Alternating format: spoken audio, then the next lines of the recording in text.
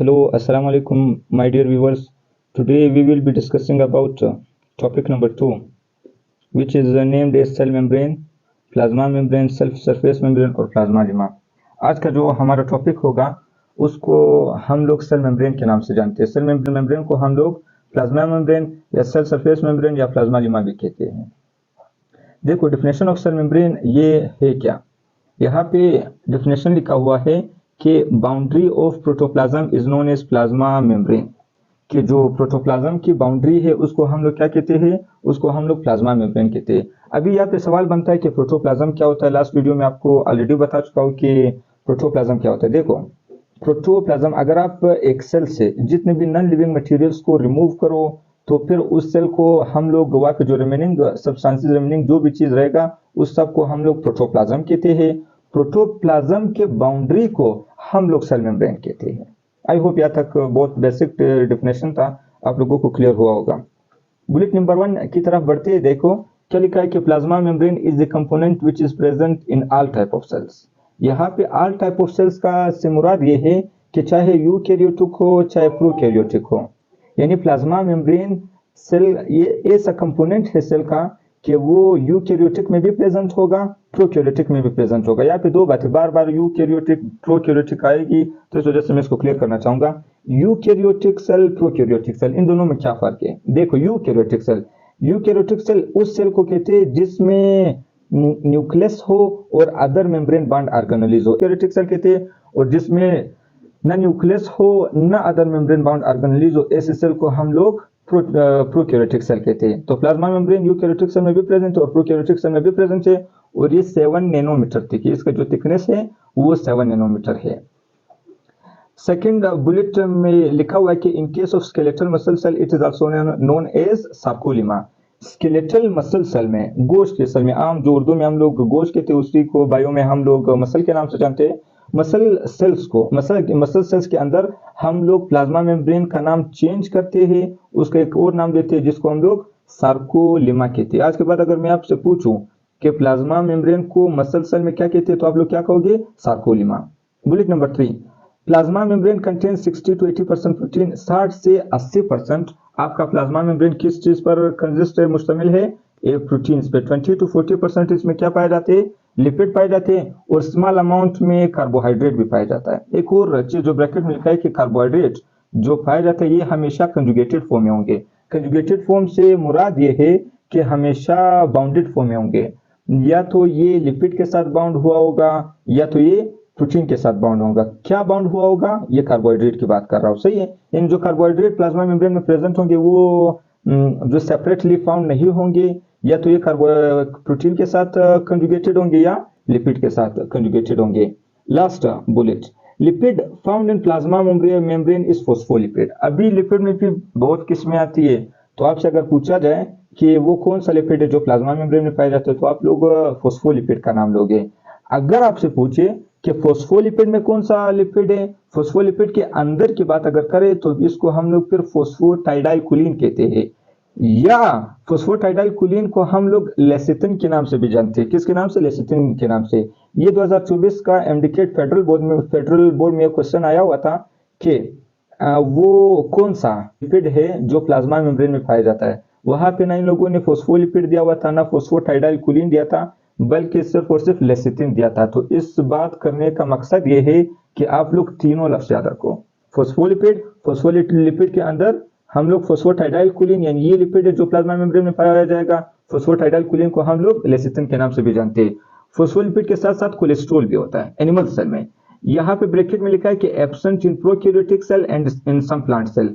आपका जो लिपिड है यानी जो कोलेस्ट्रॉल है जो एनिमल सेल में पाए जाते हैं वो प्रोकैरियोटिक सेल में नहीं होता। ये भी पास्ट पेपर क्वेश्चन है कि लिपिड में ऐसा लिपिड बताओ जो प्रोकैरियोटिक सेल में प्रेजेंट नहीं होता, तो उसका नाम क्या है, कोलेस्ट्रॉल है। आई होप यहाँ तक आप लोगों को क्लियर हुआ होगा। अभी देखो नेक्स्ट टॉपिक की तरफ बढ़ते हैं, प्रोटीन्स ऑफ प्लाज्मा मेम्ब्रेन। अभी प्लाज्मा मेम्ब्रेन के प्रोटीन्स के बारे में बात करते हैं। Bullet number 1, proteins present on plasma membrane performs variety of function. जितने भी प्रोटीन्स प्लाज्मा मेम्ब्रेन में प्रेजेंट होते हैं वो मुख्तलिफ काम करते हैं। Some protein work as channel protein कुछ ऐसे प्रोटीन जो किसकी तरह काम करेंगे, चैनल प्रोटीन की तरह काम करेंगे। Through which substances move across the membrane. देखो यहाँ पे आप लोग समझ लो कि कुछ ऐसे प्रोटीन्स है जो चैनल प्रोटीन की तरह काम कैसे है, चैनल की तरह काम करेंगे और ये खुद इन नेचर क्या है, लिपोप्रोटीन है। लिपोप्रोटीन ये कंजुगेटेड मॉलिक्यूल है, लिपिड और प्रोटीन के कॉम्बिनेशन से बना हुआ है। जब आप लिपिड और प्रोटीन को कंबाइन करो तो एक नया मॉलिक्यूल बनते हैं जिसको हम लोग लिपोप्रोटीन कहते हैं। और जो चैनल प्रोटीन है वो लिपोप्रोटीन इन नेचर है, इससे सब्सटेंसेस एक्रॉस मेम्ब्रेन पास होते हैं। एक्रॉस मेम्ब्रेन का मतलब है आर पार, एक्रॉस जो वर्ड है उसका मतलब है आर पार, यानी अंदर भी आ सकता है बाहर भी जा सकता है। किसके जरिए, चैनल प्रोटीन के जरिए। Some protein work as carrier protein. फिर हम लोगों के पास कुछ ऐसे प्रोटीन है जो कैरियर प्रोटीन की तरह काम करेंगे। कैरियर का मतलब ही है ले जाना, अभी किसी को कैरी करना। देखो मैं आपको समझाऊंगा, ये ग्लाइकोप्रोटीन इन नेचर है। ग्लाइकोप्रोटीन मतलब ये कार्बोहाइड्रेट और प्रोटीन के कॉम्बिनेशन से बना हुआ है। क्या, कौन, carrier protein. With which some molecule combine to move across it. अभी यहाँ पे बोला है कि कुछ ऐसे प्रोटीन है जो कैरियर प्रोटीन की तरह काम करेंगे। जो भी कोई सब्सटेंस है सबसे पहले ये कैरियर प्रोटीन के साथ क्या होगा, कंबाइन होगा, मिलेगा, फिर ये कैरियर प्रोटीन इसको प्लाज्मा मेम्ब्रेन से पास करेगा। देखो अगर आप में से कोई मतलब हम लोग किधर गए थे, अब मैं एग्जांपल आपसे समझा देता हूँ, एफआई दफ्तर के पास। अभी वहां पे हम लोगों के साथ एक बंदा था, एक पूरा लाइन खड़ा था। कुछ ऐसे बंदे अंदर से आए, हम लोगों में से एक बंदे को उसने कैरी किया, वो सारे लाइन से पास करके उसको यानी कैरी के अपने साथ ले गए अंदर, बगैर लाइन के अंदर ले गए, तो अपने आप के साथ कैरी किया। तो कैरियर प्रोटीन भी ऐसे प्रोटीन है कि कुछ सब्सटेंसेस को अपने साथ मिलाकर सेल के अंदर ले जाते हैं या बाहर निकालते हैं। Some protein work is enzyme. कुछ ऐसे प्रोटीन है जो एंजाइम की तरह भी काम करते हैं। अभी एंजाइम क्या है, चैप्टर नंबर 3, ये चैप्टर नंबर 3 का नाम ही एंजाइम है। ये कुछ बायो कैटलिस्ट है जो क्या करेंगे, बायोकेमिकल रिएक्शन को स्पीड अप करते हैं। For example adenylate साइक्लेज which convert ATP into cyclic AMP. अभी जो प्रोटीन्स है प्लाज्मा मेम्ब्रेन के अंदर वो कुछ ऐसे प्रोटीन है जो एंजाइम की तरह काम करेंगे, जैसा एडिनाइलेट साइक्लेज इसका एग्जांपल है। एडिनाइलेट साइक्लेज खुद एक एंजाइम है। ये क्या करता है, ये कन्वर्ट करता है, किस चीज को कन्वर्ट करता है, एटीपी को, एडिनोसिन ट्राइफॉस्फेट को कन्वर्ट करता है साइक्लिक एडिनोसिन मोनोफॉस्फेट यानी साइक्लिक एएमपी में कन्वर्ट करता है। ये इसका एग्जांपल है। Last bullet, some proteins act as receptor. कुछ है ऐसे प्रोटीन जो किसकी तरह काम करेंगे, रिसेप्टर की तरह काम करेंगे। For example hormones and some act as antigen glycoprotein in nature. अभी रिसेप्टर क्या होता है, सबसे पहली बात एग्जांपल से समझाना चाहूंगा कि अगर कोई बंदा बीमार होता है तो डॉक्टर उसको कोई मेडिसिन देता है, तो जब वो मेडिसिन को इनटेक करता है वो मेडिसिन किस में चला जाता है, ब्लड में जाता है। अभी उस मेडिसिन को क्या पता है कि यार मेरे मिसाल तो पर अगर मेरा थ्रोट खराब है, थ्रोट के पास डायरेक्ट जाए, या मेरे पाँव दर्द कर रहा है या सर दर्द कर रहा है, खास उसी जगह पे कैसे जाता है। ये चीज आप लोगों ने कभी जिन में ये क्वेश्चन भी लाया होगा कि यार ये किस तरह जाता है। तो इस तरह हर एक सेल के साथ खुद एक खास स्पेसिफिक रिसेप्टर्स होते हैं। रिसेप्टर का मतलब है पहचानने वाला। अभी अगर मेरे साथ मेरा मोबाइल है तो मुझे अगर इसका कोड पता है तब मैं इसको अनलॉक कर सकूंगा या नहीं। तो रिसेप्टर भी ऐसे मॉलिक्यूल है, यानी हर एक सेल के एक खास रिसेप्टर्स होते हैं, यानी आइडेंटिफायर जिसको हम लोग कहते हैं। तो कुछ प्रोटीन जो प्लाज्मा मेम्ब्रेन पे प्रेजेंट है वो किसकी तरह भी काम करते हैं, वो रिसेप्टर की तरह भी यानी आइडेंटिफायर की तरह भी काम करते हैं। और ये एंटीजन क्या होता है, यहाँ पे मैंने लिखा है कि इन एंटीजन इज अ सब्सटेंस, ये एक सब्सटेंस है that triggers N immune response, जो इम्यून रिस्पॉन्स को ट्रिगर करता है, इम्यून रिस्पॉन्स को एक्टिवेट करता है। इम्यून रिस्पॉन्स क्या है, इम्यूनिटी जिसको हम लोग कहते हैं। अभी मेरे कुछ ऐसे बातें होंगी आप लोगों को समझ में नहीं आ रही होंगी जब आप कंप्लीट बायो, अभी देखो एंटीजन और रिसेप्टर ये चैप्टर इम्यूनिटी में है, chapter number 13 of biology first year है। तो ये आप लोगों को खामखा जो फ्रेशर है थोड़ा इशू हो रहा होगा, इसको बर्दाश्त कर लो। मैं कोई इसी वजह से कोशिश करता हूँ हर एक वर्ड को डिफाइन करूँ। एंटीजन क्या होता है, ये एक सब्सटेंस है जो इम्यून सिस्टम को ट्रिगर करता है यानी उसको एक्टिवेट करता है। अगर कोई हमारे बॉडी में कोई बाहर से कोई चीज आ जाए, यानी वो हमारा सेल न हो, कोई बैक्टीरियल सेल हो, कोई वायरस हो, तो ये एंटीजन उसको आइडेंटिफाई करता है, मालूम करता है, सेल को बताता है कि यार ये हम लोगों के बॉडी का पार्ट नहीं है, इसी वजह से इम्यून सिस्टम दिफाई निजाम को एक्टिवेट करता है ताकि इसको क्या कर सके, किल कर सके, कत्ल कर सके, डिस्ट्रॉय कर सके, खत्म कर सके। ये थे प्रोटीन्स ऑफ प्लाज्मा मेम्ब्रेन। अभी role of glycoprotein and glycolipids. Provide receptor site for hormones. जो ग्लाइकोप्रोटीन और ग्लाइकोलिपिड है ये क्या प्रोवाइड करते हैं, रिसेप्टर साइट्स। साइट्स का मतलब एक खास जगह, हार्मोन्स के लिए जो रिसेप्टर साइट प्रोवाइड करता है, ये कौन प्रोवाइड करता है, या तो ग्लाइकोप्रोटीन पर प्रोवाइड करेगा या ग्लाइकोलिपिड प्रोवाइड करता होगा। नर्व इंपल्स करवाता है। नर्व इंपल्स जो हम लोगों के पास ये नर्वस कोऑर्डिनेशन में आप लोग पढ़ोगे कि नर्व इंपल्सेस क्या होते हैं, रिकॉग्निशन ऑफ एंटीजन, एंटीजन को रिकॉग्नाइज करना, मालूम करना कि यार ये फॉरेन एंटीजन तो नहीं है, कोई बाहर से तो हमारी बॉडी में कोई चीज नहीं आया है। And responsible for endocytosis, endocytosis भी करवाता है। अभी इंडोसाइटोसिस क्या है ये मैंने कि बेसिक डेफिनेशन में लिखा हुआ है, वहां पे मैं आपको डिटेल से बताना चाहूंगा। देखो ये इतने काम करता है, मतलब जो ग्लाइकोप्रोटीन्स और ग्लाइकोलिपिड्स है ये रिसेप्टर फॉर हार्मोन्स की तरह काम करता है, नर्व इंपल्स करता है, रिकॉग्निशन ऑफ एंटीजन करता है। इसी वजह से हम लोग इसको सेल सरफेस मार्कर्स भी कहते हैं। क्या कहते हैं इसको, हम लोग एक और नाम देते हैं सेल सरफेस मार्कर्स। अभी प्रोटीन हम लोगों के पास दो किस्म के होते हैं। प्लाज्मा मेम्ब्रेन के अंदर जो प्रोटीन्स है वो दो किस्म के होते हैं, एक्सट्रिंसिक प्रोटीन या पेरिफेरल प्रोटीन या सरफेस प्रोटीन। ये तीनों नाम एक ही प्रोटीन के, एक्सट्रिंसिक को हम लोग पेरिफेरल या सरफेस प्रोटीन भी कहते हैं।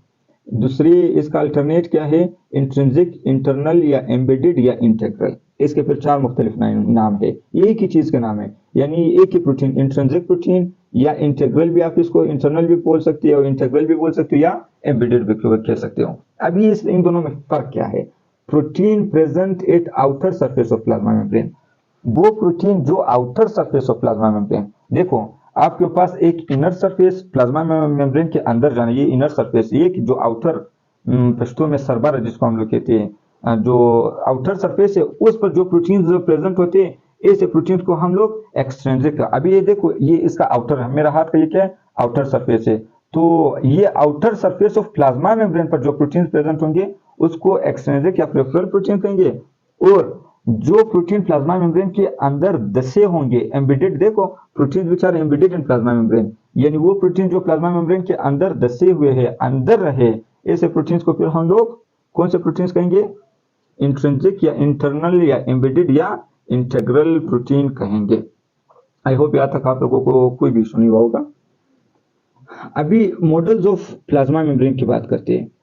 हमारे बुक में तो दो ही मॉडल्स की बात, एक ही मॉडल की बात की है, फ्लूइड मोज़ेक मॉडल, लेकिन मैं दोनों बताना चाहूंगा क्यों यूनिट मेम्ब्रेन मॉडल रिजेक्ट हुआ था, क्या मसला था, इसके बारे में भी बात करेंगे। दो membrane model about plasma membrane discover हुए थे, एक को हम लोग यूनिट मेम्ब्रेन मॉडल कहेंगे, एक को फ्लूइड मोज़ेक मॉडल कहें। आपके बुक में से फ्लूइड मोज़ेक मॉडल दिया है। तो सबसे पहली बात, यूनिट मेम्ब्रेन मॉडल ये क्या है, किसने डिस्कवर किया था, क्या बोलता है। It was propose by Davson Danielli in 1935। एक साइंटिस्ट था जिसका नाम डेवसन डेनियल था, उसने 1935 में एक मॉडल पेश किया। उस मॉडल का इसने नाम दिया यूनिट मेम्ब्रेन मॉडल। इस मॉडल का मकसद क्या है, पर्पस क्या है। According to this model plasma membrane is composed of lipid bilayer. ये तो सबको पता है, ये बोल रहा है, ये जो डेवसन डेनियल है ये बोल रहा है कि यार जो इस मॉडल के मुताबिक प्लाज्मा मेम्ब्रेन जो है ना वो लिपिड बाइलेयर यानी लिपिड के दो लेयर से बना हुआ है, which is covered by extrinsic proteins. ये बात इसने गलत की। ये बोल रहा है कि जो प्लाज्मा मेम्ब्रेन है इसमें सिर्फ और सिर्फ कौन से प्रोटीन्स प्रेजेंट होंगे, एक्सट्रिंसिक प्रोटीन्स पाए जाते हैं। एक्सट्रिंसिक प्रोटीन तो मैं आपको बता चुका हूं कि ऐसे प्रोटीन जो सिर्फ और सिर्फ सरफेस पर पाए जाते हैं, जो प्लाज्मा मेम्ब्रेन के अंदर वो कोई भी प्रोटीन प्रेजेंट नहीं होता अकॉर्डिंग टू डेनियल। तो यहाँ पे इसकी बात गलत हो जाती है। And does not have intrinsic protein, ये बोले कि इंट्रिंसिक प्रोटीन इसमें प्रेजेंट नहीं होंगे। It does not explain presence of carbohydrate. Mister Daniel ने ये भी हमें नहीं बताया कि क्या कार्बोहाइड्रेट प्लाज्मा मेम्ब्रेन में प्रेजेंट होते हैं या नहीं होते, ये भी नहीं बताया। He does not explain presence of cholesterol. इसने प्रेजेंस ऑफ कोलेस्ट्रॉल के बारे में भी हमें नहीं बताया कि कोलेस्ट्रॉल प्लाज्मा मेम्ब्रेन में प्रेजेंट होते या नहीं होते, इसके बारे में भी उसने कोई भी आइडिया नहीं बताया। इस वजह से ये जो मेम्ब्रेन है ये क्या हुआ, लेटर रिजेक्टेड हुआ, कुछ टाइम बाद ये रिजेक्ट हुआ, इसको एक्सेप्ट नहीं किया गया। अभी लास्ट पॉइंट है कि when lipid bilayer is a fraction, जब आप इस लिपिड बाइलेयर को फ्रैक्शन करो, तोड़ दो, दरमियान से काट दो, तब ये साइमेट्रिकल, एक साइमेट्रिकल का मतलब है एक जैसा, ये साइमेट्रिकल दिखाई दे रहा होगा। एक्चुअल में, हकीकत में प्लाज्मा मेम्ब्रेन साइमेट्रिकल नहीं है। देखो मैंने यहाँ पे आप लोगों के लिए डायग्राम भी दिया हुआ है। देखो इस डायग्राम में अगर मैं इस मेम्ब्रेन को यहां से बिल्कुल क्या कर दूं, कट कर दूं, तो बिल्कुल ये देखो दो हिस्से इसके बन जाएंगे या नहीं, दो हिस्से बन जाएंगे। इस वजह से ये बात भी उसकी गलत थी। असल में जो प्लाज्मा मेम्ब्रेन का डायग्राम है वो इस तरह नहीं है। आगे आपको बताएंगे कि जो एक्चुअल डायग्राम है वो किस तरह है। अभी दूसरे मॉडल की बात करते हैं, फ्लूइड मोज़ेक मॉडल। बहुत लोग परेशान है कि यार इसको फ्लूइड मोज़ेक मॉडल क्यों कहा, किसने डिस्कवर किया। It was proposed by Singer and Nicolson in 1972। दो साइंटिस्ट थे, एक का नाम सिंगर, दूसरे का नाम निकोलसन था।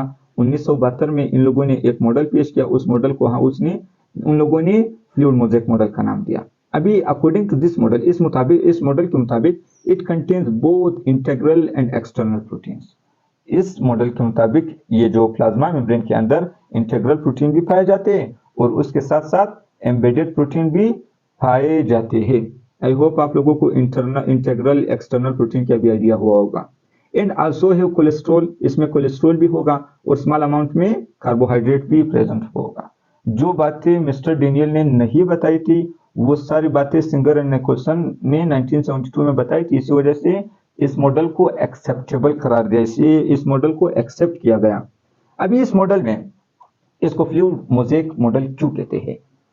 In this model lipid work is fluid. जो लिपिड इस मॉडल प्लाज्मा मेम्ब्रेन के अंदर जो लिपिड पाया जाता है, ये लिपिड किसकी तरह काम कर रहा होगा, फ्लूइड की तरह काम कर रहा होगा। फ्लूइड तो जानते होंगे, जो चीज बह सके, फ्लो कर सके, उसको हम लोग फ्लूइड कहते हैं। तो इस प्लाज्मा मेम्ब्रेन के अंदर लिपिड किसकी तरह वर्क कर रहा होगा, लिपिड फ्लूइड की तरह काम कर रहा होगा। और जो प्रोटीन है ये लेटरल मूवमेंट शो करते हैं। लेटरल मूवमेंट का मतलब है साइड वाइज। इसी तरह प्लाज्मा मेम्ब्रेन के अंदर भी जो फ्लूइड है वो कौन है, वो लिपिड है। और प्रोटीन जो है ना वो किसकी तरह काम करते हैं, वो मोज़ेक पैटर्न। मोज़ेक का मतलब है इनडेफिनेट, यानी देखो इनडेफिनेट से क्या मुराद है, इनडेफिनेट का मतलब है कोई खास अरेंजमेंट न शो करना, इसको हम लोग मोज़ेक कहते हैं। तो फ्लूइड लिपिड को कहते हैं, लिपिड के अंदर प्रोटीन इनडेफिनेट मूवमेंट शो करते हैं। इस वजह से इस मॉडल को फ्लूइड मोज़ेक मॉडल के नाम से जाना जाता है। और इसमें कार्बोहाइड्रेट रहेंगे वो हमेशा एक्सटीरियर साइड पर, यानी बाहर वाले साइड पर प्रेजेंट होंगे। कार्बोहाइड्रेट अंदर के साइड पर प्रेजेंट नहीं होंगे। अभी इसका भी डायग्राम आपको दिखाते हैं।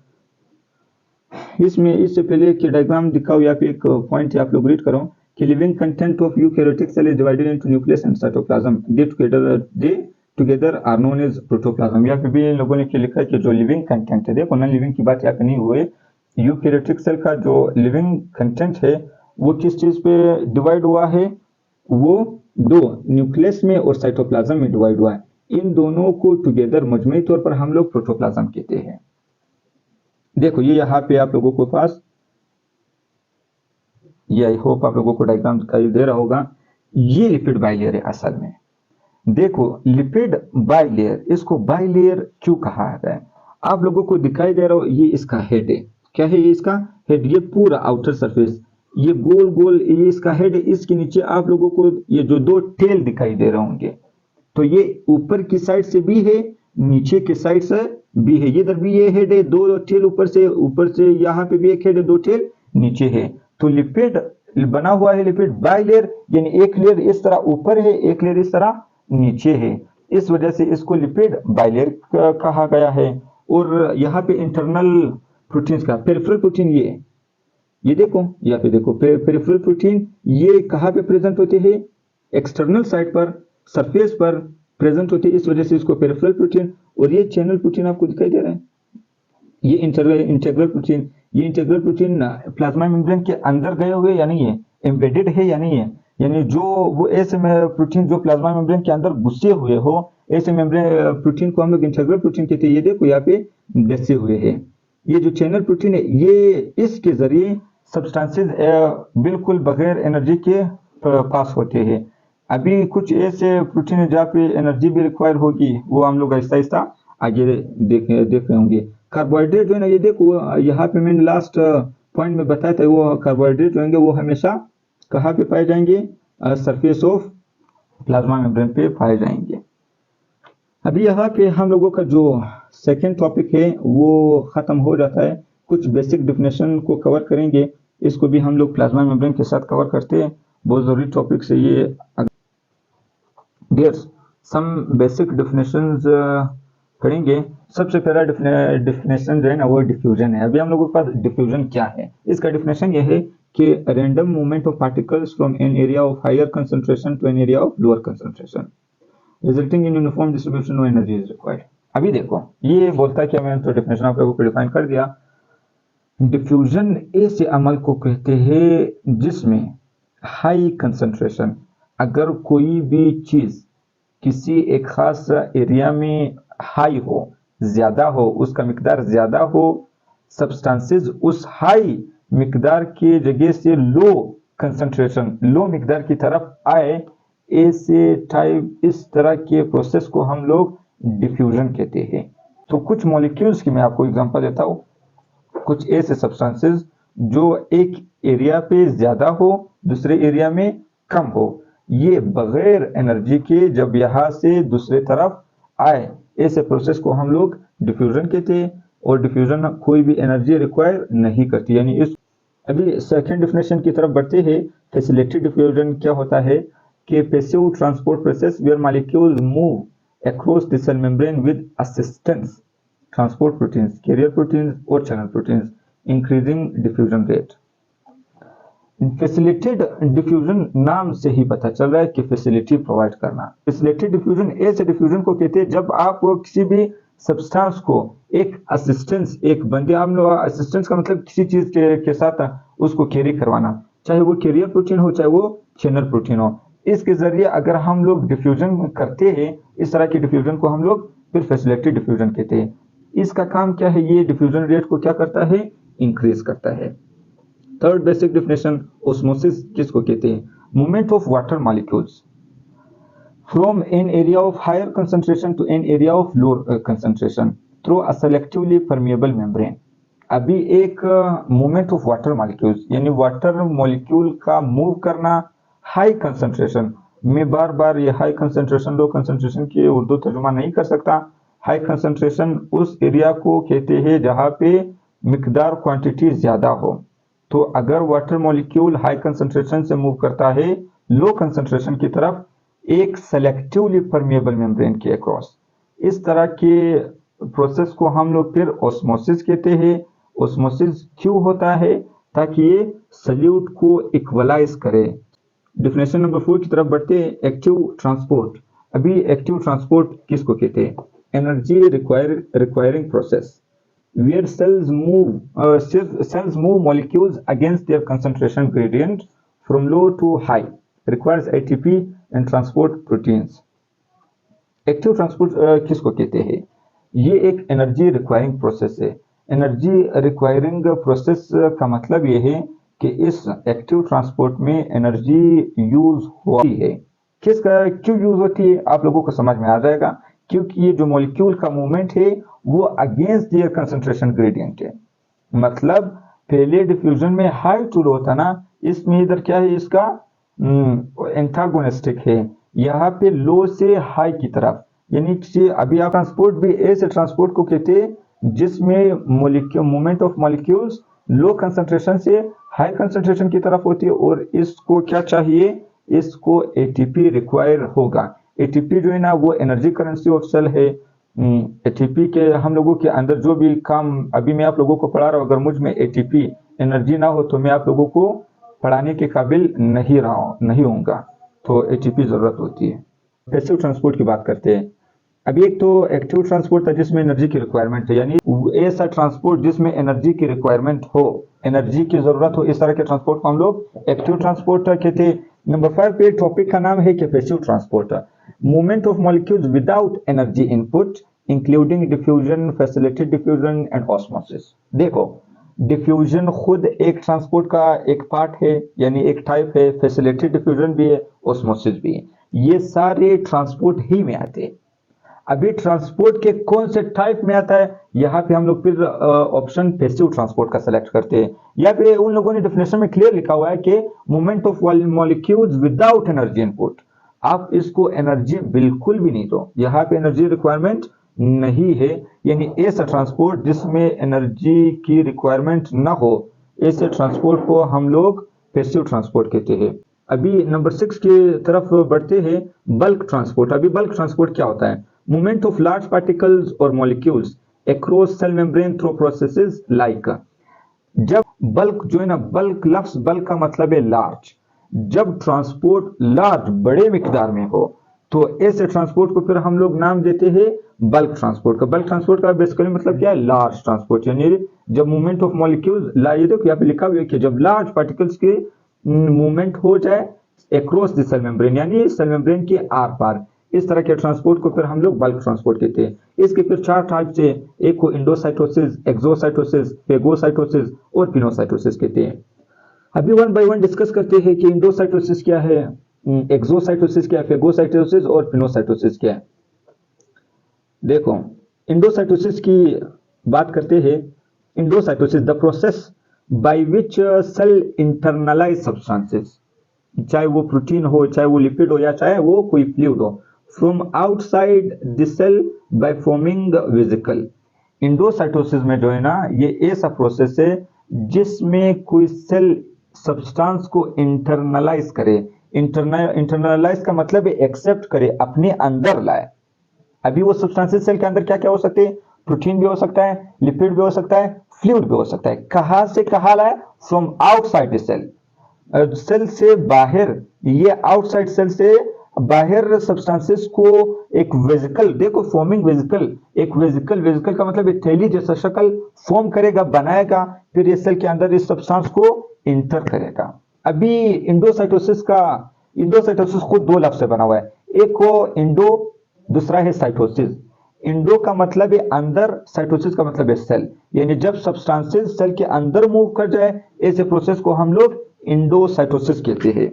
अभी इंडोसाइटोसिस का पर्पस क्या है, क्या मकसद है, हम लोग क्यों यूज करते हैं, सेल क्यों यूज करता है? न्यूट्रिएंट अपटेक के लिए, यानी खुराक, न्यूट्रिएंट्स को लेने के लिए हम लोग ये प्रोसेस यूज करते हैं। वेस्ट को, जब सेल के अंदर कोई भी वेस्ट, कोई भी फालतू मवाद स्टोर हो जाए, एक्युमुलेट, जमा हो जाए, उसको रिमूव करने के लिए, सेल से बाहर जाने के लिए फिर हम लोग ये भी रिमूव करते हैं। लेकिन वो प्रोसेस फिर इंडोसाइटोसिस नहीं बल्कि एक्सोसाइटोसिस कहलाएगा। सेल सिग्नलिंग में काम करता है और इम्यून रिस्पॉन्स में काम करता है। सेल सिग्नलिंग क्या है, इसकी तरफ हम लोग बढ़ते हैं। अभी इसके कितने टाइप्स है? इंडोसाइटोसिस के फिर खुद 2 टाइप्स है, एक को हम लोग फेगोसाइटोसिस कहते हैं, दूसरे को हम लोग पिनोसाइटोसिस कहते हैं। अभी फेगोसाइटोसिस क्या है? देखो, अ टाइप ऑफ इंडोसाइटोसिस, ये इंडोसाइटोसिस का एक टाइप है, where cells engulf and internalize large particles या सॉलिड पार्टिकल्स। जब कोई सेल लार्ज पार्टिकल्स क्या करे? लार्ज पार्टिकल्स को इंटरनलाइज करे। मैंने आपको इंटरनलाइज वर्ड का मानी आपको समझा दिया, यानी सेल के अंदर ले आए। मेन चीज फेगोसाइटोसिस में सॉलिड सब्सटेंसेस की अपटेक होगी, यानी सॉलिड सब्सटेंसेस को सेल मेम्ब्रेन के अंदर लाया जाएगा, जैसा बैक्टीरिया या डेड सेल। ये सारे क्या है? सॉलिड सब्सटेंसेस या कोई फॉरेन सब्सटेंस भी हो सकता है। फेगोसाइटोसिस का मकसद क्या है? ये डिफेंस अगेंस्ट पैथोजेंस करवाता है, यानी पैथोजन के खिलाफ डिफेंस, दिफाई निजाम क्रिएट करवाता है। और removal of dead cells and debris, जो डेड सेल्स होते हैं उसको भी सेल से रिमूव करवाता है। अभी इसके कैरेक्टरिस्टिक्स क्या है? अभी फेगोसाइटोसिस में जो है ना, इनगल्फ लार्ज पार्टिकल्स, यानी ये लार्ज बड़े बड़े पार्टिकल्स को इनगल्फ करेगा, उसको खाएगा। उसकी जो इनगल्फ जो सब्सटेंसेस, उसकी साइज कितना होगा? यार इसको छोड़ो, इसका साइज कितना होगा? ये 0.5 माइक्रोमीटर से ज्यादा होगा। अगर मैंने फेगोसाइटोसिस का नाम लिया और मैंने आपको बताया कि ये क्या करेगा, ये लार्ज सब्सटेंसेस को इनगल्फ करेगा, तो उस सब्सटेंस का साइज कितना होगा? 0.5 माइक्रोमीटर से ज्यादा होगा। और वो वेसिकल जिससे ये सब्सटेंसेस अंदर ले जाता है, इनगल्फ करता है, ऐसे वेसिकल को फिर हम लोग फेगोसोम कहते हैं। क्या कहते हैं? फेगोसोम कहते हैं। अभी इंडोसाइटोसिस का दूसरा टाइप है पिनोसाइटोसिस, इसका अल्टरनेट है। फेगोसाइटोसिस में क्या था? फेगोसाइटोसिस में हम लोग किस चीज को, सॉलिड सब्सटेंसेस को, हम लोग ने सॉरी सेल सॉलिड सब्सटेंसेस को इनगल्फ करता। यहाँ पे पिनोसाइटोसिस जो है ना, वो देखो a type of endocytosis where cell internalize fluid and dissolve substances, जहाँ पे सेल फ्लूइड को, फ्लूइड से मुराद जो बह सके, जो फ्लो कर सके, जैसा वाटर वो एक फ्लूइड है जो बह जाए ना, उसको हम लोग फ्लूइड कहते हैं। जो भी फ्लूइड सेल क्या कर ले, इंटरनलाइज करे, फिर ऐसे प्रोसेस को हम लोग पिनोसाइटोसिस कहते हैं। अगर सॉलिड पार्टिकल को इंटरनलाइज करे तो फेगोसाइटोसिस, लिक्विड पार्टिकल को इंटरनलाइज करे तो इसको फिर हम लोग पिनोसाइटोसिस कहते हैं। ये जो पिनोसाइटोसिस में ये स्मॉल मॉलिक्यूल्स और फ्लूइड को क्या करते हैं, इनगल्फ करते हैं, इंटरनलाइज करते हैं। और इसका कैरेक्टरिस्टिक ये जो वेजिकल बनाता है, जो थैली जैसा शक्ल बनाता है, जिसके जरिए सब्सटेंसेस को सेल के अंदर ले आता है, ऐसे वेजिकल को फिर हम लोग पिनोसाइटिक वेजिकल कहते हैं। अभी नेक्स्ट टाइप की तरफ बढ़ते हैं, एक्सोसाइटोसिस। ये आज का हमारा लास्ट डेफिनेशन होगा, फिर हम एमसीक्यूज की तरफ बढ़ते हैं। एक्सोसाइटोसिस क्या है? The process by which cell release substances, ऐसा प्रोसेस जिसमें सेल क्या कर दे, सब्सटेंसेस को रिलीज कर दे, छोड़ दे। वो सब्सटेंसेस क्या हो सकते हैं? प्रोटीन भी हो सकता है, हार्मोन्स भी हो सकते हैं और न्यूरोट्रांसमीटर्स भी हो सकते हैं, from vesicles to the outside environment. Endocytosis में आउटसाइड ऑफ द सेल से वेजिकल के जरिए सब्सटेंसेस को अंदर ले आते थे। एक्सोसाइटोसिस में ये वेजिकल, उसी वेजिकल की शक्ल में कुछ सब्सटेंसेस क्या हो जाते हैं, एक्युमुलेट हो जाते हैं, जमा हो जाते हैं, ये वेजिकल बनाते हैं, फिर सेल के बाहर क्या करते हैं, निकालते हैं। तो इस प्रोसेस को, जिसमें वेजिकल सेल के अंदर से सब्सटेंसेस को सेल के अंदर से बाहर रिलीज करे, सेल से रिमूव करे, ऐसे प्रोसेस को फिर हम लोग एक्सोसाइटोसिस कहते हैं। अभी इसका प्रोसेस, इसका जो पर्पस क्या है, सेल सिग्नलिंग करवाना, वेस्ट रिमूवल।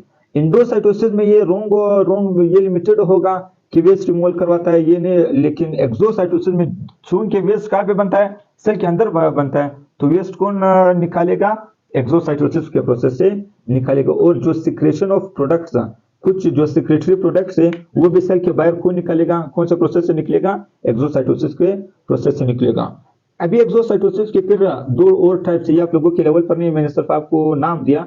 एक को हम लोग कॉन्स्टिट्यूटिव एक्सोसाइटोसिस कहते हैं, दूसरे को हम लोग रेगुलेटेड एक्सोसाइटोसिस कहते हैं। अगर कंटिन्यूअस रिलीज हो जाए, कंटिन्यूअस रिलीज का मतलब है जिसका स्टॉपेज ना हो, कंटिन्यूअस रहे, यानी जारी रहे, बरकरार रहे, कंटिन्यू ये रिलीज होता जाए, मतलब सब्सटेंसेस सेल से बाहर जाते रहे, इसको हम लोग फिर कॉन्स्टिट्यूटिव एक्सोसाइटोसिस कहते हैं। लेकिन अगर स्टिमुलस पे डिपेंडेंट हो, ब्रेन की तरफ से कोई स्टिमुलस आया कि यार अभी एक्सोसाइटोसिस करो, तब अगर ये करे, एक्सोसाइटोसिस का प्रोसेस हो जाए, तब इसको हम लोग फिर रेगुलेटेड एक्सोसाइटोसिस कहेंगे।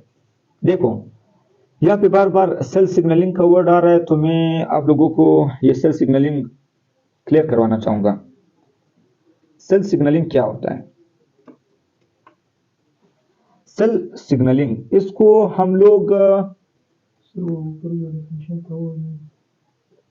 देखो, सेल सिग्नलिंग को हम लोग सेल कम्युनिकेशन या सिग्नल ट्रांसडक्शन के नाम से भी जानते हैं। अगर मैं आपको कहूँ सेल सिग्नलिंग, या मैं सेल सिग्नलिंग नहीं कहूँ, अगर मैं सेल कम्युनिकेशन कहूँ, या ये भी नहीं कहूँ सिग्नल ट्रांसडक्शन को, तो ये जो तीन बातें मैंने की, मेरे तीन बातों में कोई भी फर्क नहीं है। सेल सिग्नलिंग को मैं सेल कम्युनिकेशन और सिग्नल ट्रांसडक्शन भी कह सकता हूँ। ये क्या कहता है? ये refers to the complex processes by which cell, ये कुछ कॉम्प्लेक्स प्रोसेसेस करवाता है जिसमें सेल क्या करता है, receive information from the environment, अपनी एनवायरनमेंट से कुछ इंफॉर्मेशन को क्या करते हैं, रिसीव करते हैं। यानी एक्सटर्नल, बाहर से अगर कोई भी सिग्नल आया कि आप ये करो, जब ये वो इंफॉर्मेशन रिसीव हुआ या नहीं हुआ, मतलब कोई मालूमात आई कि ये करो, तो इस अमल को फिर मैं क्या कहूंगा, सेल सिग्नलिंग कहूंगा, या सेल कम्युनिकेशन कहूंगा, या सिग्नल ट्रांसडक्शन कहूंगा। Process and interpret this information, ये जो इंफॉर्मेशन आया है उसको मॉडिफाई करना, उसको प्रोसेस करना, उस पर काम करना, इसको भी हम लोग क्या कहते हैं, सेल सिग्नलिंग कहते। नंबर 3 पर आ रहा है रिस्पॉन्ड टू द सिग्नल, उस जो सिग्नल आया हुआ है, जो मालूमात आया, उस पर क्या रिएक्शन हो, क्या रिस्पोंड हो, उस पर रिस्पोंड करना, ये सेल सिग्नलिंग में आता है। नंबर 4 पर आता है कम्युनिकेट विद अदर सेल्स, दूसरे सेल के साथ क्या करना, कम्युनिकेट करना, राब्ता करना। ये 4 मुख्तलिफ कामों के लिए जो मतलब ये जो 4 डिफरेंट बातें मैंने आपको बताई, चाहे सेल अगर कोई सेल इंफॉर्मेशन को रिसीव करे या फिर उसी इंफॉर्मेशन को क्या करें, प्रोसेस करे, फिर उसके बाद उसी इंफॉर्मेशन के मुताबिक वो कोई रिस्पॉन्ड करे। रिस्पॉन्ड में आपको मिसाल के तौर पर रिस्पॉन्ड इसको कहते हैं, अगर मैं आपको एक थप्पड़ मारूं, आप कहोगे कि यार सर टीचर है, बर्दाश्त करते हो, कोई रिस्पॉन्ड नहीं देते हो। अगर आपका दोस्त या आपसे कोई छोटा आपको मारे, आप वापस उसको क्या करोगे, मारोगे, क्या करोगे, अभी आपने उसको मारा या आपने उसको रिस्पॉन्ड दिया, इसको कहते हैं रिस्पॉन्ड। और चौथा काम क्या है, ये कम्युनिकेट करवाता है। फिर इसमें मैं और डिटेल में नहीं जाना चाहूंगा आप लोगों की बुक में बिल्कुल भी सेल सिग्नलिंग के बारे में नहीं है, चूंकि एमसीक्यू में आने वाला था मैंने यहाँ पे डाल दिया। अभी सेल सिग्नलिंग के कुछ टाइप से ऑटोक्राइन सिग्नलिंग है, पैराक्राइन सिग्नलिंग है, इंडोक्राइन है, जेक्स्ट्राक्राइन है, और लास्ट में इंटरसेलुलर सिग्नलिंग है। अभी ये क्या है, इसके फिर अपनी वो डिटेल हो जाएगा, ये हम लोगों के सिलेबस में मेंशन नहीं है, तो मैं इसकी तरफ नहीं जाऊंगा। देखो डियर्स, अभी एमसीक्यूज ऑफ प्लाज्मा मेम्ब्रेन को डिस्कस करते हैं। तो एमसीक्यू नंबर 1 है कि what is the primary function of plasma membrane. Plasma membrane का प्राइमरी जो मेन फंक्शन है वो क्या है। ऑप्शन नंबर ये है, A protein synthesis, option number B cell signalling, option number C cell division, option number D regulating what enters and leaves the cell. As we all know that, जैसे हम सब जानते हैं कि प्लाज्मा मेम्ब्रेन का जो मेन फंक्शन है वो ये रेगुलेट करना कि प्लाज्मा मेम्ब्रेन के अंदर या प्लाज्मा मेम्ब्रेन के से बाहर क्या सब्सटेंसेस मूव करते हैं। ये प्लाज्मा मेम्ब्रेन का क्या है, मेन फंक्शन है। तो इन गिवन ऑप्शन में हम लोगों का जो ऑप्शन नंबर डी होगा ये करेक्ट आंसर होगा। एमसीक्यू नंबर 2 की तरफ पढ़ते हैं कि what is the main component of plasma membrane. Plasma membrane का मेन कंपोनेंट क्या है। Is we all know that plasma membrane lipid bilayer से बना हुआ है, लिपिड बाइलेयर। तो यहाँ पे लिपिड अगर हम लोग फाउंड करें तो option number c will be the correct answer. फिर अगर आप लोगों से पूछा जाए लिपिड में कौन सा लिपिड, तो फोस्फोलिपिड। फोस्फोलिपिड में फिर फोस्फोटाइडाइलकोलिन या जिसको हम लोग लेसिथिन के नाम से भी जानते हैं। एमसीक्यू नंबर 3 को डिस्कस करते हैं। यहाँ पे उससे पहले मैं आप लोगों को एक चीज बताना चाहूंगा कि जो फ्लूइडिटी ऑफ प्लाज्मा मेम्ब्रेन है ये परमेबिलिटी ऑफ प्लाज्मा मेम्ब्रेन को रेगुलेट करता है। ये क्या करता है, प्लाज्मा मेम्ब्रेन की परमेबिलिटी को रेगुलेट करता है। मतलब क्या है इस बात की, यानी फ्लूइडिटी, जितना plasma membrane fluid in nature होगा उतना प्लाज्मा मेम्ब्रेन ज्यादा परमिएबल होगा, जितना और वाइस वर्सा। और फ्लूइडिटी की अगर बात की जाए, फ्लूइडिटी पर कौन कंट्रोल करता है, फ्लूइडिटी पर कोलेस्ट्रॉल कंट्रोल करता है। फ्लूइडिटी ऑफ प्लाज्मा मेम्ब्रेन पर कौन कंट्रोल करता है, ये कोलेस्ट्रॉल कंट्रोल करता है। तो एमसीक्यू नंबर 3 की तरफ बढ़ते हैं कि what type of transport requires energy across the plasma membrane.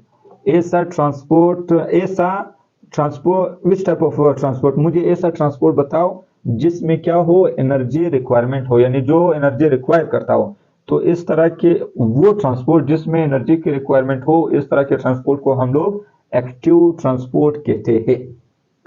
Option number b will be the correct answer of the given question. Question number 4, what is the role of receptor proteins in the plasma membrane. जो receptor proteins एक cell में पाए जाते हैं उसका क्या role है। Cell signalling में हेल्प करता है, सेल एडिशन में हेल्प करता है, transport of substances, all of the above. जो रिसेप्टर प्रोटीन्स प्लाज्मा मेम्ब्रेन में पाए जाते हैं ये सेल सिग्नलिंग भी करवाता है। मैंने आपको बताया था कि सेल सिग्नलिंग या सेल कम्युनिकेशन या सिग्नल ट्रांसडक्शन किसको कहते हैं। ये रोल भी रिसेप्टर प्रोटीन्स प्रोवाइड, ये भी रिसेप्टर प्रोटीन का एक रोल है। सेल एडिशन यानी एक सेल को दूसरे सेल के साथ कनेक्ट करवाना, ये भी रिसेप्टर प्रोटीन्स का काम है, और सब्सटेंसेस को ट्रांसपोर्ट भी करवाता है। तो इस वजह से जो करेक्ट आंसर होगा इस एमसीक्यू का ऑप्शन नंबर डी होगा। एमसीक्यू नंबर 5 की बात करते हैं कि which process involves the Uptake of substances through the plasma membrane. बोले ऐसा प्रोसेस बताओ जिसमें प्लाज्मा मेम्ब्रेन सब्सटेंसेस को इंटरनलाइज करे, I hope all of you know what basically internalize means.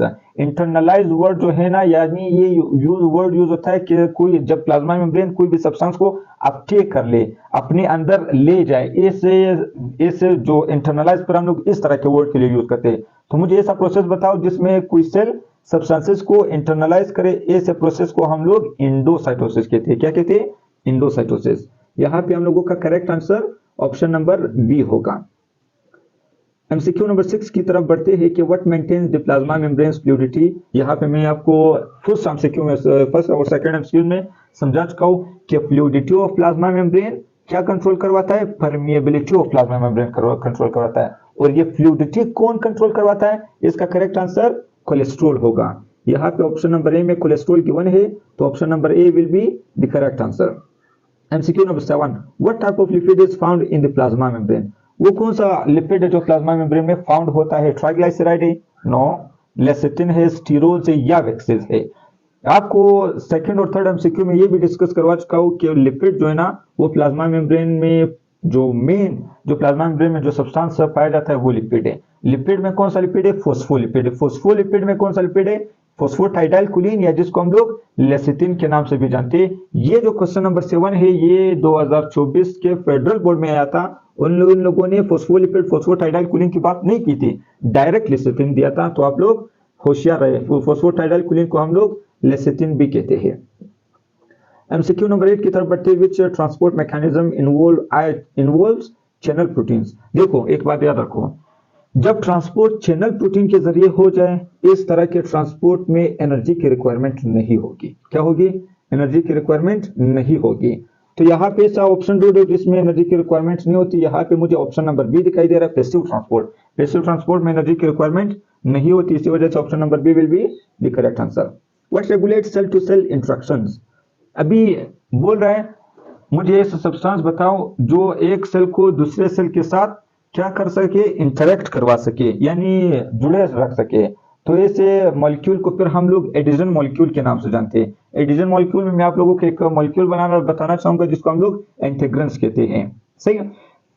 MCQ number 10, what maintains cell shape. Cell का जो shape है वो कौन बरकरार रखता है? इसको हम लोग साइटोस्केलेटन कहते हैं। ऑप्शन में ढूंढते हैं साइटोस्केलेटन कहाँ पे? ओके, ऑप्शन नंबर ए में हम लोगों के पास साइटोस्केलेटन गिवन है, तो ये ही हम लोगों का करेक्ट ऑप्शन होगा। एमसीक्यू नंबर 11 की तरफ बढ़ते हैं कि which process involve vesicle fusion with plasma membrane. मुझे ऐसा प्रोसेस बताओ जिसमें वेसिकल प्लाज्मा मेम्ब्रेन के साथ फ्यूज हो जाए, बाउंड हो जाए, मिल जाए। तो ऐसे प्रोसेस को हम लोग एक्सोसाइटोसिस कहते हैं। इंडोसाइटोसिस में जो वेसिकल है वो प्लाज्मा मेम्ब्रेन ही से बनता है, और एक्सोसाइटोसिस में वेसिकल जो है ना वो प्लाज्मा मेम्ब्रेन के साथ फ्यूज हो जाता है।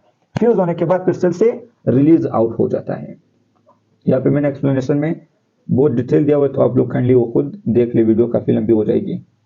MCQ number 12, what are glycoproteins and glycolipids. Glycoproteins और ग्लाइकोलिपिड्स क्या होते हैं? अभी मैं आपको ये भी बता चुका हूँ कि ग्लाइकोप्रोटीन और ग्लाइकोलिपिड को सेल सरफेस मार्कर भी कहते हैं। क्यों कहते हैं मैं आपको लेक्चर में डिफाइन कर चुका हूँ। ये क्या करते हैं? ये सेल सरफेस मॉलिक्यूल्स को दूसरे कार्बोहाइड्रेट के साथ, molecule with carbohydrate groups. Option में देखते हैं कि ये स्ट्रक्चरल कंपोनेंट्स है, नहीं तो सिग्नलिंग मॉलिक्यूल्स है, नहीं ट्रांसपोर्ट मॉलिक्यूल्स है, नहीं सेल सरफेस मॉलिक्यूल्स ये हो सकते हैं। तो यहाँ पे ऑप्शन नंबर डी करेक्ट होगा कि ये सेल सरफेस मॉलिक्यूल्स है विद कार्बोहाइड्रेट ग्रुप। जो ग्लाइकोप्रोटीन और ग्लाइकोलिपिड है ये कार्बोहाइड्रेट और प्रोटीन से अगर इन दोनों का कॉम्बिनेशन हो जाए तो ये ग्लाइकोप्रोटीन होगा, और अगर कार्बोहाइड्रेट और लिपिड का कॉम्बिनेशन हो जाए तो ये ग्लाइकोलिपिड होगा। तो ये दोनों क्या हो जाते हैं? कंबाइन हो जाते हैं। फिर जो भी सब्सटेंस है यानी जो रिसेप्टर की तरह काम करते हैं, इसी वजह से इसको हम लोग सेल सरफेस मार्कर्स भी कहते हैं। यानी यहाँ पे option number D will B correct. MCQ number 13 की तरफ बढ़ते हैं, what regulates ion balance across the plasma membrane. बोले आयन को प्लाज्मा मेम्ब्रेन के अक्रॉस आर पार ऐसा कौन सा सब्सटेंस है जो इसको रेगुलेट करें? सबसे पहली बात आयन की आपको खबर होनी चाहिए कि आयन क्या है। कोई भी स्पीशीज जो चार्ज कैरी करती हो उसको हम लोग आयन कहते हैं। तो ये आयन चैनल के जरिए से भी कंट्रोल हो सकता है, आयन पंप के जरिए से भी कंट्रोल हो सकता है, और कुछ हम लोगों के पास ट्रांसपोर्ट प्रोटीन है वो भी कंट्रोल करते हैं। तो यहाँ पे हम लोगों को जो गिवन ऑप्शन है ये तीनों ऑप्शन गिवन है, तो इस वजह से मैं ऑल ऑफ द अबव को सेलेक्ट करता हूं। यानी एमसीक्यू नंबर 13 का जो करेक्ट आंसर होगा ऑप्शन नंबर डी होगा। एमसीक्यू नंबर 14 की तरफ बढ़ते हैं। विच transport mechanism requires a concentration gradient. मुझे ऐसा ट्रांसपोर्ट मैकेनिज्म बताओ जिसमें कंसंट्रेशन ग्रेडियंट रिक्वायर हो। कंसंट्रेशन ग्रेडियंट से मुराद है एक साइड पर कंसंट्रेशन हाई हो, दूसरे साइड पर कंसंट्रेशन लो हो। तो ये अक्सर पैसिव ट्रांसपोर्ट में होता है। तो यहाँ पे पैसिव ट्रांसपोर्ट का ऑप्शन गिवन है, option number b will be the correct answer. Osmosis, facilitated diffusion और सिंपल जो डिफ्यूजन है ये पैसिव ट्रांसपोर्ट में आते हैं, ये याद रखो। ऑप्शन एमसीक्यू नंबर 15 की तरफ बढ़ते हैं कि what maintains pH homeostasis across the plasma membrane. Plasma membrane के अक्रॉस आर पार पीएच को कौन रेगुलेट करवाता है, बरकरार रखता है? तो प्रोटॉन पंप के जरिए हो सकता है, सोडियम पोटाशियम पंप के जरिए हो सकता है, क्लोराइड चैनल के जरिए हो सकते हैं। सोडियम पोटाशियम पंप ये आप नर्वस चैप्टर में पढ़ोगे, क्लोराइड चैनल ये आप ब्लड में पढ़ोगे रेस्पिरेटरी चैप्टर में। तो option number D will be the correct answer, all of the above. MCQ number 16 की तरफ बढ़ते हैं कि which plasma membrane protein regulates cell signalling. मुझे ऐसे प्रोटीन्स बताओ जो सेल सिग्नलिंग को रेगुलेट करवाता है, यानी जो सिग्नल ट्रांसडक्शन को या सेल कम्युनिकेशन को बरकरार रखता है। तो ऐसे प्रोटीन्स को हम लोग रिसेप्टर प्रोटीन्स कहते हैं।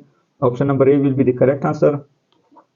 MCQ number 17, which of these are not embedded in lipid bilayer.